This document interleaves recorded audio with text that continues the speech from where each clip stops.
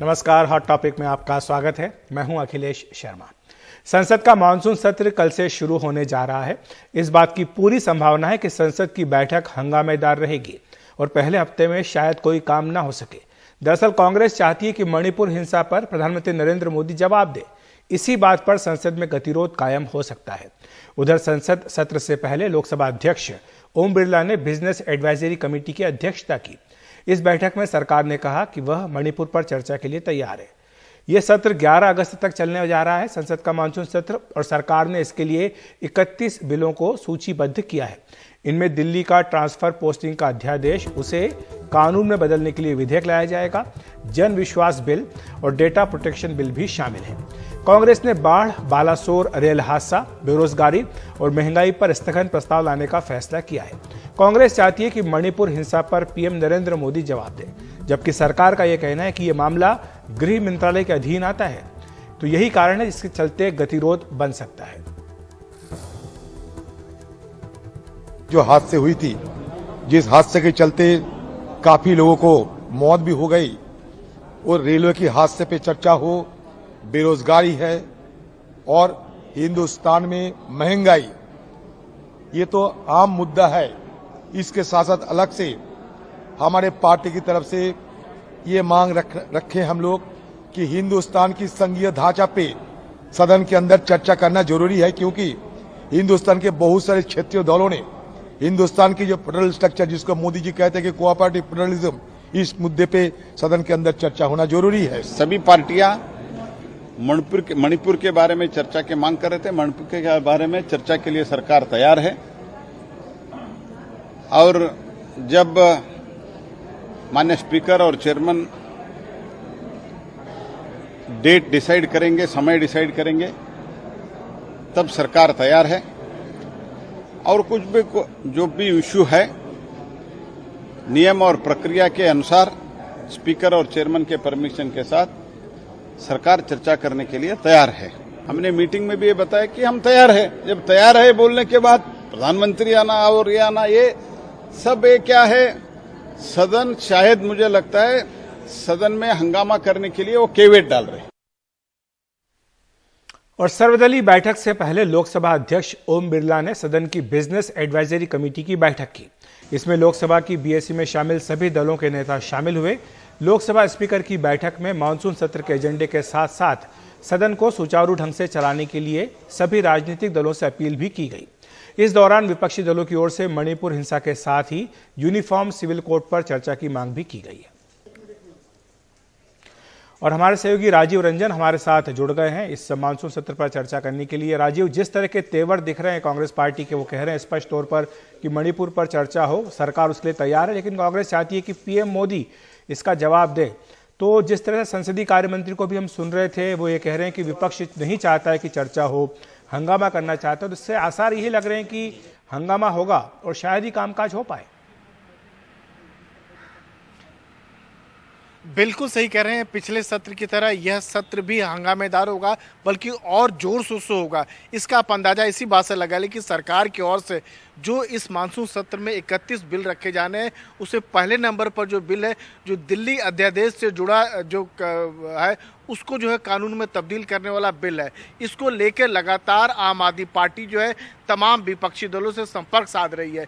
यहाँ पर अगर सरकार जो है पहले नंबर पर जो बिल है, अगर वो कल या परसों लेकर आती है, तो उसके बाद लोकसभा में हंगामा होना तय है। लेकिन लोकसभा में चूंकि सरकार के पास, सत्ता पक्ष के पास बहुत ज़्यादा बहुमत है, तो आसानी से पास करा लेगी। लेकिन हंगामा यहाँ भी होगा। राज्यसभा में जब बिल जाएगा तो वहाँ बहुमत सरकार, सत्ता पक्ष के पास बहुत कम है। अगर जो है विपक्ष को जो है बीजेडी या बीआरएस जैसे जो दूसरे दल है, वाईएसआर जैसे दलों का समर्थन मिल जाता है, तो सरकार के लिए मुश्किल हो सकता है। वहीं अगर सत्ता पक्ष की बात करें तो सत्ता पक्ष ये कह रहा है कि हम जो है जो सदन चलाना चाहते हैं, लेकिन विपक्ष जानबूझकर हंगामा कर रहा है। वहीं कांग्रेस ने यह साफ किया है कि कल जो है एडजर्न मोशन यानी कार्य स्थगन प्रस्ताव मणिपुर को लेकर आने को तैयारी है कांग्रेस की, जिसमें वो डिमांड ये कर रहे हैं कि प्रधानमंत्री सदन में आए और इस मुद्दे को लेकर जवाब दे, तो दोनों पक्ष जो है कोई भी पक्ष पीछे हटने को तैयार नहीं है। और उस हालात में ये मानसून सत्र बैठक होने जा रहा है जब एनडीए के साथ जो है एक बढ़ा हुआ कुनबा है और दूसरी तरफ विपक्षी दलों का गठबंधन जिसे इंडिया नाम दिया गया है। तो कह सकते हैं कि पहली दोनों की अग्नि परीक्षा जो है सदन के मानसून सत्र में होगी। जी बिल्कुल राजीव, और चुनावी साल है, इसमें जाहिर सी बात है कि पक्ष हो या विपक्ष दोनों ही अपने अपने रुख पर अड़े रहेंगे, चाहेंगे कि जनता उनकी बात ज़्यादा ध्यान से सुने। शुक्रिया आपका इस तमाम जानकारी के लिए। बढ़ रहे हैं अगली खबर की ओर। नीतीश कुमार ने अपनी नाराजगी की खबरों को सिरे से खारिज किया है। आज पटना में पत्रकारों के सवालों के जवाब में नीतीश कुमार ने कहा कि आप लोग बीजेपी के चक्कर में ना पड़े, ये सब बेकार की बातें हैं। कल बेंगलुरु में मीडिया से बात किए बिना वापस पटना जाने पर नीतीश कुमार ने कहा कि उन्हें वापस आना था इसलिए आ गए। इससे पहले ऐसी खबरें थी कि नीतीश कुमार बेंगलुरु की बैठक में कांग्रेस के हावी होने से असहज हो गए थे। ये भी खबर थी कि उन्हें जो नया गठबंधन बनाया गया है इंडिया नाम का, उसका संयोजक बनाया जाएगा, लेकिन उसका ऐलान भी नहीं हुआ था। और इसी के साथ ये भी कहा गया था कि जो इंडिया नाम दिया गया था उससे नीतीश कुमार भी थोड़े सहमत नहीं थे और इसीलिए वो वापस लौट आए थे। आइए सुन लेते हैं। बीजेपी के लोग कह रहे हैं आप नाराज हो लीजिए, यही सब बात है, फालतू चीजें बोला। अरे हमारा तो मन राजगीर का कर रहा था, वहाँ काम कर लिए, हमको लग रहा था यहाँ का बातें नहीं समझते, क्या करिएगा। बीजेपी के लोग सबको कुछ छोड़ने दीजिए, बीजेपी उसके कभी चक्कर में लगिएगा। वहाँ तक मीटिंग वोटिंग करके जो बात हो गया वो कोई जरूरी है कि वहाँ पर बैठ करके कुछ, अब तो प्रेस को जो बताना था हमको तो तुरंत लौट करके आना था, तो लौट करके आ गए, कोई खास बात नहीं। बहुत अच्छा हो गया है और बहुत सर्वसम्मति से हुआ है और ठीक ढंग से हुआ है, तब इसलिए कोई दिक्कत नहीं। हमने जो सुझाव दे ही दिया है। इंडिया नाम पर आपको आपत्ति है? इंडिया नाम पर आपत्ति आपको है? बीजेपी के लोग कह रहे हैं, सुशील मोदी कह रहे हैं। तब उनको क्या पता है, वहाँ गए हैं। वहीं विपक्षी दलों के गठबंधन इंडिया में सीपीएम भी शामिल है, जो बंगाल में अपने अस्तित्व को बचाने के लिए लड़ रही है। जहां एक और विपक्षी एकजुटता की बात हो रही है, वहीं इन दलों के मतभेद 24 घंटों के भीतर ही खुलकर सामने आने लगे हैं। सीपीएम नेता बृंदा करात ने आज नागपुर में कहा कि टीएमसी का तानाशाही रवैया बंगाल की हकीकत है। टीएमसी के खिलाफ और टीएमसी की तानाशाही रुख जो बंगाल में दिखाई दिया है पूरे पंचायत के चुनाव में, जिसके आधार पर 7 लोगों की मृत्यु हुई, वो बंगाल की हकीकत है। लगातार 2 दिनों तक अजीत पवार और शरद पवार के बीच हुई बैठक के बाद अब एनसीपी के विधायक असमंजस में हैं। उन्हें यह समझ में नहीं आ रहा है कि पार्टी का भविष्य क्या है, और उसी के चलते महाराष्ट्र के मानसून सत्र के पहले 3 दिन एनसीपी के अधिकांश विधायक विधानसभा से गायब रहे हैं। मंगलवार को 2 पवार 2 अलग अलग गठबंधनों की बैठक में दिखे। शरद पवार बेंगलुरु में विपक्ष की बैठक में मौजूद रहे, तो अजित पवार दिल्ली में हुए एनडीए की बैठक में। इन बैठकों से पहले अजित पवार ने 3 बार शरद पवार से मुलाकात की। इन बैठकों को लेकर शरद पवार की ओर से कोई प्रतिक्रिया नहीं आई। यही वजह है कि एनसीपी के कई विधायक मॉनसून सत्र से दूर हैं। विधायकों की सबसे बड़ी उलझन ये है कि वो सत्ता में अजित पवार के साथ बैठे या विपक्ष में। सबको मालूम है शरद पवार एक ऐसी शक्ति है जो अगर मतदार संघ में एक घेरा लगा लेंगे तो माहौल खराब हो जाएगा। और शरद पवार के फोटो के बिना आप चुनाव नहीं जीत सकते, ये उनको मालूम है। लोग उनको गालियां दे रहे हैं, तो उससे बचने के लिए मैं कहीं नहीं हूं, वो इशारों से बता रहे हैं। सभागृहातल्या सदस्यांचं म्हणणं आहे की पेमेंट झालेलं नाही। केवल एनसीपी के मंत्री बनने वाले विधायक और शरद पवार गुट के चुनिंदा विधायक ही मॉनसून सत्र का हिस्सा बन रहे हैं। एनसीपी विधायकों का दावा है कि सब कुछ ठीक है।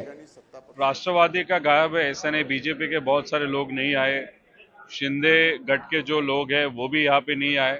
शायद मुझे ऐसा लग रहा है कि ये सरकार के टाइम पे जो अभी बीजेपी का सरकार है, विधायक जो है, जो एमएलए, उनको ही विश्वास नहीं रहा कि यहाँ पे कुछ लोगों के हित का काम होगा, इसलिए वो एब्सेंट रह रहे हैं। इन सब के बीच बुधवार को उद्धव ठाकरे अजित पवार से मिलने पहुंचे तो एक लम्हे को सनसनी सी हुई, लेकिन ये बस औपचारिक मुलाकात थी।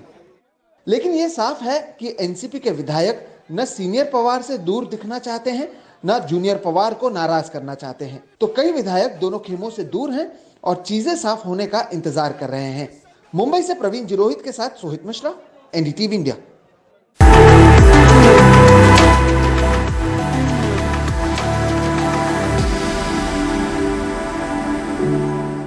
कर्नाटक विधानसभा के स्पीकर ने बीजेपी के 10 विधायकों को निलंबित कर दिया है। स्पीकर ने यह कार्रवाई पूरे मौजूदा सत्र के लिए की है, जो 21 जुलाई को खत्म हो रहा है। इन विधायकों पर सदन में हंगामे के दौरान सीमाएं लांघने का आरोप है। शोर शराबे के दौरान बीजेपी के इन विधायकों पर डिप्टी स्पीकर के ऊपर पेपर फेंकने का आरोप लगा है।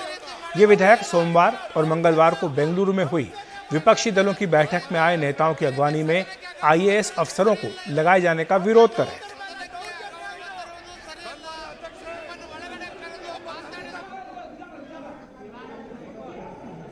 तो आज हॉट टॉपिक में इतना ही। नमस्कार।